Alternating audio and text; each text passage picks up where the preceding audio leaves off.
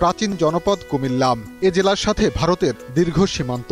কুমিল্লা সদর, 14 গ্রাম, বুড়িরচং, ব্রাহ্মণপাড়াসহ 5 উপজেলার প্রায় 125 কিলোমিটার এলাকায় ভারতের সাথে সীমান্ত।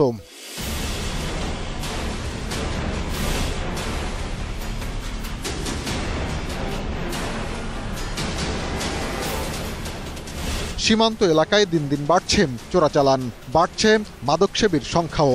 এ কথা অজানা নয় সীমান্তরক্ষীদের।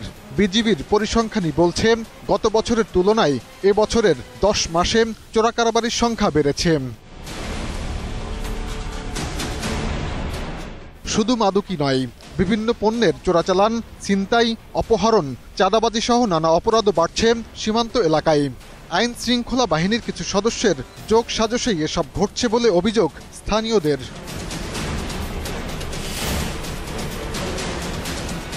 এভাবে অবাধে মাদক ঢোকায় উদ্বিগ্ন এ অঞ্চলের সাধারণ মানুষ।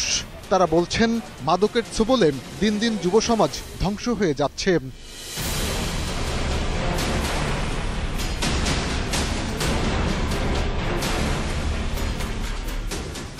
রাষ্ট্রীয়ভাবে এটা প্রতিবাদ করা উচিত।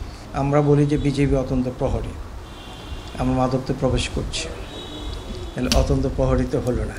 পুলিশ সুপার জানালেন, মাদক বাণিজ্য বন্ধ করার দায়িত্ব সীমান্তরক্ষী বাহিনীর হলেও তারাও কাজ করছেন। ক্রিমিনাল জাস্টিস সিস্টেম কিন্তু শুধুমাত্র পুলিশকে নিয়ে নয়। একটা মাদকের মামলা ধরে আমরা গ্রেপ্তার করে দিচ্ছি কোর্টে, সে কোনো না কোনোভাবে জামিন পেয়ে বের হয়ে আসছে। সীমান্ত অনেকটা উন্মুক্ত থাকায় সহজে মাদক আসছে বলে জানালেন বিজিবির কুমিল্লা অঞ্চলের প্রধান। ওরা প্রায় আমাদের চেয়ে 3 গুণ পরিমাণ ক্যাম্প রয়েছে এবং তাদের সদস্য সংখ্যা রয়েছে।